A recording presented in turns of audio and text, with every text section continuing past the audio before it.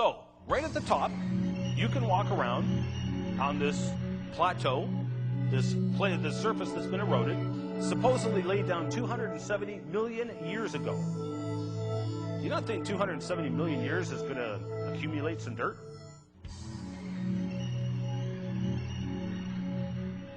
You think there's not going to be some erosion going on? And yet, all erosion and accumulation is completely gone without a trace and without an explanation. It's just gone. So you can start to see where Derek Gager is coming from when he says that there are huge gaps. There are huge gaps indeed. Let's take a look at that 20 million year gap I mentioned. I also mentioned the research I carried out in my bedroom, where I have roughly 1 millimeter of dust accumulating per year. Let's assume that we're going to accumulate 1/100th of an inch every year of dirt accumulating on the land. Not a lot of dirt, is it? So this is easy math. You can do this at home. I know you guys hate math. I'm sorry. It's easy math, okay? Real easy. We're going to take 20 million years, multiply it by 0.01 inches. You get 200,000 inches over 20 million years. Or 16,666 feet, or 3.15 miles thick of dirt. Where did it go? Is it too much to ask for a simple assumption that only 1/100th of an inch accumulated every year average? And if it all got eroded away, wouldn't there not be evidence of that? Yet it is completely absent. It is gone. Anybody want to do the math for 270 million years? You can do the math at home. It's something you can do at home. So you can start to see these arrows each point at major gaps in the geologic record. To be specific, 92% of geologic time is missing from surely the finest example of geological history on planet Earth. Where did it go? You see, the uniformitarian assumptions are only used when it's in their favor and when it's used for convenience, when it bolsters their case. Again, playing on the numbers, let's assume 550 million years of accumulated time. Okay, that's pretty much all of the geologic record. There's still more to it.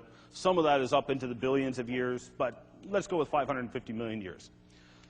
Again, let's go with metric, because I'm metric and it's way easier math. Let's assume that 1 millimeter of sediments accumulated every year, roughly the same amount that accumulates in my bedroom, okay, in 1 year. We would get, after 550 million years, 550 kilometers thick of dirt. This is why, 342 miles thick, this is why when they say that the geologic column does not exist anywhere on planet Earth, this is why. The geologic column does exist in one place on planet Earth. Does anybody know where it is? And I already showed you it wasn't the Grand Canyon. Anybody have a guess? Textbooks. It's the only place the geologic column exists anywhere on planet Earth. And I challenge you to find it. John Wood-Morripy did a rebuttal to people like Glenn Morton, who did claim that there was the entire geologic column in various places around the planet. And John Wood-Morripy basically laid waste to that silly argument. It does not exist anywhere on planet Earth. The evidence for deep time is gone, and there are consequences when you try and invoke deep time. Now, I think that's, oh yes, okay, the flattened fossils. I forgot about those. I mentioned this briefly the other day, and I'm going to repeat it again for the sake of being detailed and for the sake of those who weren't here the other day. Again, I passed around this fossil, and this is only one of many examples. Okay, this is fossil fish from the Green River Formation, and the fossils, as I pointed out, they're now flat, really flat. And again, the main point here is the flesh still had to be on the fish at the time it was flattened. Now, we talked about accumulated time, but one thing we can say is a whole pile of dirt got accumulated on this fish. Everyone agrees that what flattened the fish was the dirt that was piled on top of it. But is that fish going to stick around for hundreds of millions of years while hundreds to thousands of feet of dirt gets piled on top of it? No way. Ain't going to happen. And again, with these fossil fish, Same thing. And some of these formations are huge. They cover multiple states. So I'll pass around this fossil for those who didn't get to see it. How many people were not here for the first night, the children's night? Yeah, quite a few. Okay. So I'll pass these around so you can get a good look at them. We'll try and work these way back if we can. And this one, by the way, is just slightly fractured, so just be gentle with it. I'll pass that one around too. I want these back, by the way. And I think that's it for that. That is. Now, the other thing that I've encountered recently, which I mentioned briefly on Friday, many people have tried to argue that dinosaur egg nests are a refutation of a global flood. All creationists, I think, would agree that the dinosaur eggs we find and the dinosaur egg nests that we find are laid down in flood layers that were presumably made by Noah's global flood. But they argue, how on earth can a dinosaur lay a nice, neat nest on the bottom of an ocean in the middle of a raging global flood? As we discussed yesterday, that is a very simplistic and false view. The water didn't encroach over the land overnight. It didn't cover the highest mountain overnight. It was months. And if you're a dinosaur and you're carrying around eggs for weeks or months at a time, when you gotta go, you gotta go. Sooner or later, you're going to have to do one of two things. You either have to ditch the eggs or put them into a nest. Instinct would make the dinosaur want to lay a nest, but the dinosaur may not have the chance to. And so during low tides, as the waters were coming up and going back down, they would lay down a new layer of sedimentary dirt. And so during low tide, the dinosaurs would apparently go out and lay nests, just as a last-ditch thing. Most of the time, we do not find nests. What we find is clusters of eggs. For example, this is a hadrosaur egg, an actual fossil dinosaur egg. And my buddy Vance Nelson and I, have, between the two of us, probably seen dozens of hadrosaur egg clutches. The thing is, this is the only one we've ever seen that was laid in a circle for either of us. I'm going to come back to that in a second. What I first want to show you is what would be called a textbook example of a dinosaur egg nest. Now, this is from an oviraptor. Apparently, oviraptors could lay 2 eggs at a time. You'll notice the eggs are laid in pairs. Apparently, what the dinosaur did was it would stand in the middle, lay 2 eggs, rotate, lay another 2 eggs, rotate, lay another 2 eggs, and lay them in a circle. It would then sometimes lay a second layer on top of that, sometimes a third layer on top of that. Now, originally, oviraptor got its name because it was found in association with dinosaur eggs, and they assumed it was stealing the eggs for food. So it got the name oviraptor. Ova for egg, raptor for stealer, the egg stealer. Later on, however, they found the exact same egg with an embryo in it, and that embryo turned out to be oviraptor. Apparently it wasn't stealing eggs. It was apparently trying to defend the nest from whatever catastrophe was covering it up. Now, what's really interesting, there has now been several oviraptors found that were buried alive sitting on the nest like a chicken and brooding it. That's not evidence of long and slow geologic processes. That is not a refutation of a global flood. If anything, that is confirmation of it. How on earth are you going to bury a dinosaur alive sitting on its nest? Simple, a flood. A global flood, to be specific. We've now found numerous of those. Now, interestingly, I mentioned that the eggs have been found with the embryos inside. That is a major key. Though we find lots and lots of dinosaur eggs, they almost never have embryos inside them. That tells you right off the bat there was no time for incubation. Once again, what is assumed to be evidence of long periods of time actually refutes the long periods of time. The few embryos that we have found can be explained because it is possible for reptiles to carry eggs that are already fertilized, and the embryos can develop while they're being carried by the mother. And it's only later on the eggs are laid and the babies can hatch. So the eggs we see were probably just ditched to get rid of the extra load and to get rid of the extra eggs. Because usually when we find eggs, they're just in a pile, just in the middle of nowhere. Now in this case, this hadrosaur egg nest was, as I mentioned, it's the only one Vance and I have ever seen that was actually laid in a circle. And I hadn't clued in until Vance mentioned it, but he's quite correct. They're rare to virtually non-existent to see hadrosaur egg nests in a circle like this. But again, this is assumed to have taken place in a nice, calm desert or something like that. But the evidence suggests otherwise. Now, this all comes out of an excellent Creation Research Society quarterly article. The article is online. It's called Dinosaur Nests Reinterpreted. You can check out the article online yourself. When this nest was discovered, they actually discovered it by removing a layer of rock. The layer of rock actually transected this egg. It was basically a polystrate egg. It cut vertically through multiple layers. Some of these other eggs were also cut vertically through the rock, and if you look at the original photographs, it appeared the eggs actually ascended as they were being laid. In other words, the dinosaur was laying them in a circle, but the mud they were laying them in was rising. And it's not the only example we have of that. The one model I'm missing here, which I didn't get a chance to finish making, was of 3 titanosaur eggs. Now, titanosaur eggs are about the size and shape of a basketball. They were probably 50 pounds or more when they were laid. I mean, they're just huge. So it's very hard to model. I didn't get it modeled before I left. The first one was laid, and then the second two, by the time the second two were laid, the mud had already risen up a little past the halfway mark on the first egg. Again, further evidence that these eggs were laid in less than pristine conditions. They were apparently just being ditched in rising floodwaters and rising mud. And again, in other cases, such as this oviraptor egg nest from Montana, again, laid 2 at a time, apparently this oviraptor laid its eggs on the run. What was it running from? Perhaps Noah's flood?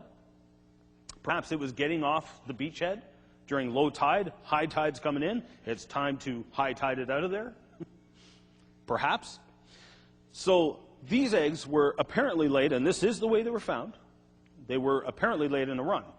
Now there's a dinosaur track site, if you ever get the chance to go to Dinosaur National Monument, which I talked about last night. In a different part of the park, they have a dinosaur track site called the Red Fleet Track Site. You can go and visit this site, it's open to the public. I documented hundreds of dinosaur tracks. Almost every single one of them all went due northwest. It was multiple layers, 6 different levels, 6 different layers of rock, all had dinosaur tracks on them, all going in the same direction. Now, they interpreted this as herding behavior and migratory behavior. Sure, that's a possible explanation. Or another possible explanation is they were all running from the same thing. Perhaps Noah's flood. Again, it is all evidence of catastrophe. Even dinosaur tracks speak of the catastrophe, the impending doom that overtook the earth. Now, what I'm going to do, I'm going to move along to the Paluxy tracks. I will cover these again in more detail later on. But I wanted to cover these real quick because the question arises, again, if you recall yesterday, according to evolution, dinosaurs were supposed to have become extinct 60 million years before humans ever evolved. So if we find evidence of dinosaurs and humans together, we have not only demolished the evolutionary model, we have verified the biblical account which says dinosaurs and humans were created on the same day. And so what I have here is a dinosaur track. I'm going to switch sides for a second here. It looks like a giant fossil chicken track. There it is there. And I'm wondering if I can get a young lady from the audience to volunteer for a dangerous mission who doesn't mind showing off her left foot for us and taking her shoe off. Any volunteers? Oh, am I going to have to pick somebody? Oh, come on.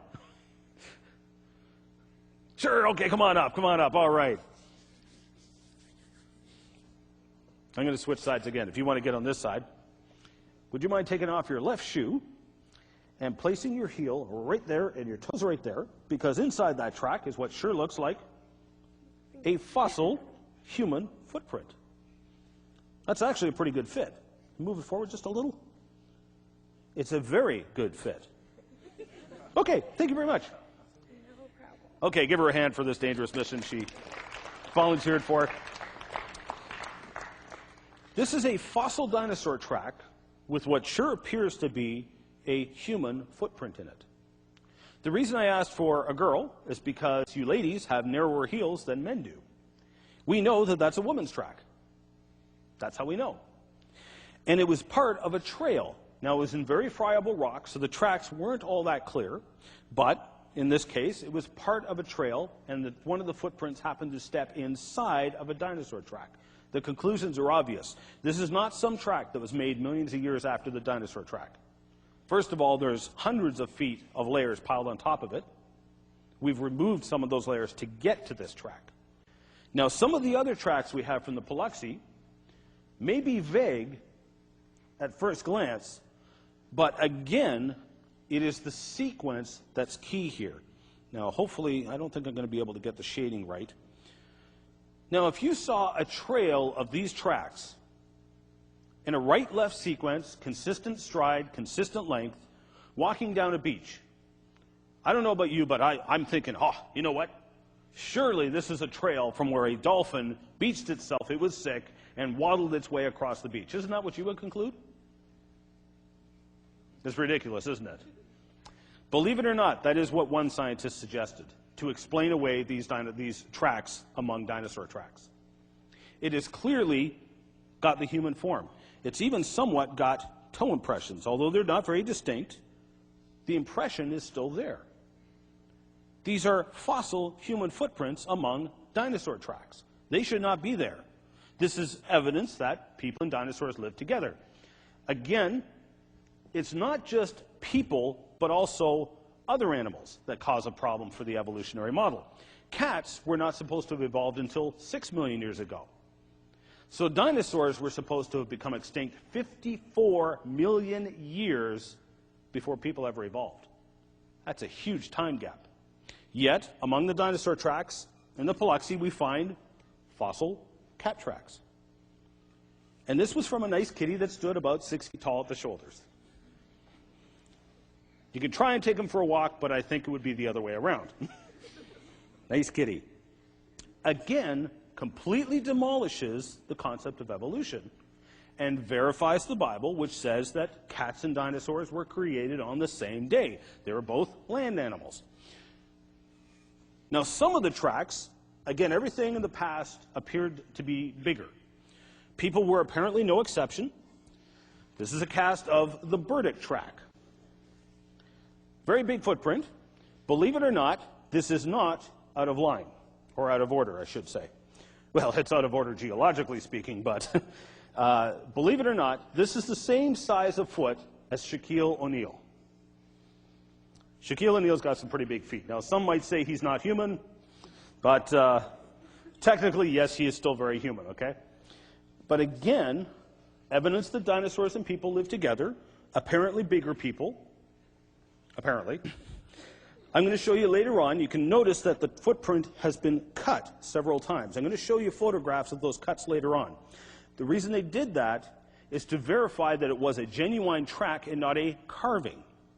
Now, most of the tracks I show you here were actually dug up in front of numerous people underneath undisturbed limestone. So obviously they're not a carving, unless someone somehow got in underneath the layer and did it without anybody knowing. Highly unlikely.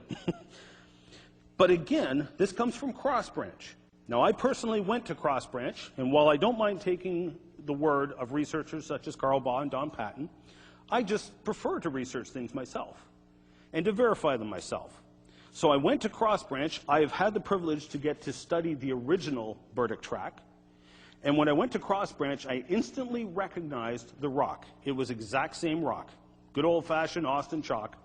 Don Patton examined the rock context within the track and matched it to one exact spot within Cross Branch. And I agree with them. I'll add my voice to that. I do believe this is where the Burdick track came from as well.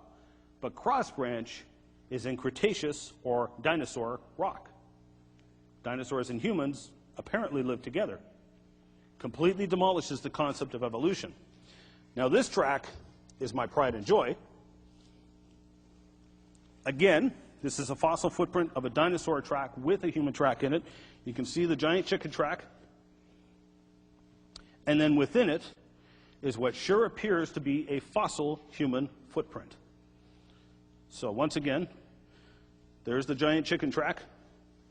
I have painted this false color for the sake of cameras and large audiences, strictly so you can see it. There are only 2 copies of the cast of this track in the world. One is on display in Creation Evidence Museum in Glen Rose, Texas, and the other is right here for your perusal.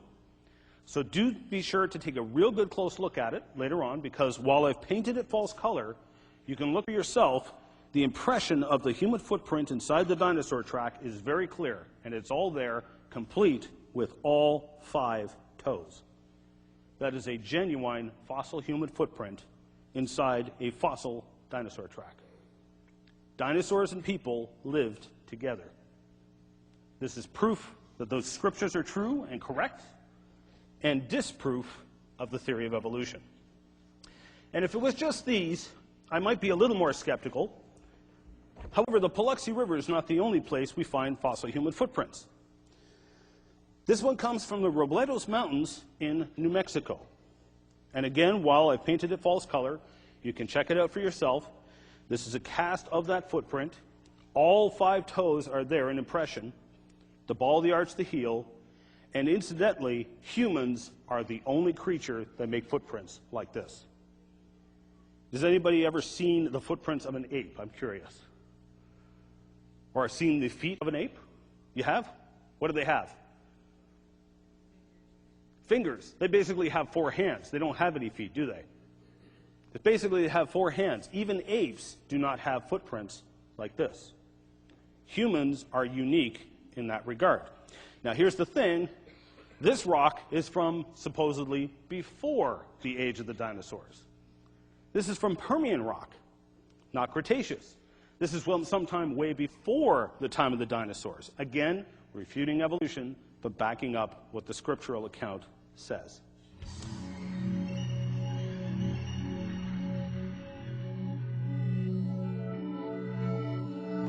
There's a table out front here. I forgot to mention it the other night. I'm a member of the Creation Research Society.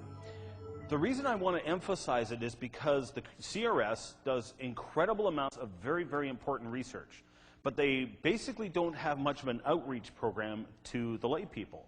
So nobody knows about them, nobody knows about the research they do, but much of what I share with you over the past several days and the days to come comes straight from Creation Research Society. And so I'm just basically pointing out to them, pointing them out to people, calling their attention to them. If you can ship some ship some funds to them to help pay for research. Research, unfortunately, costs a pile of money, but they really do need funding and support. But here's what they can do for you as well. They have a newsletter sign up out there, and that's for a print newsletter. It's totally free. Just sign up with a mailing address, and they'll ship you the newsletter for free. And there's also a bunch of freebies out there.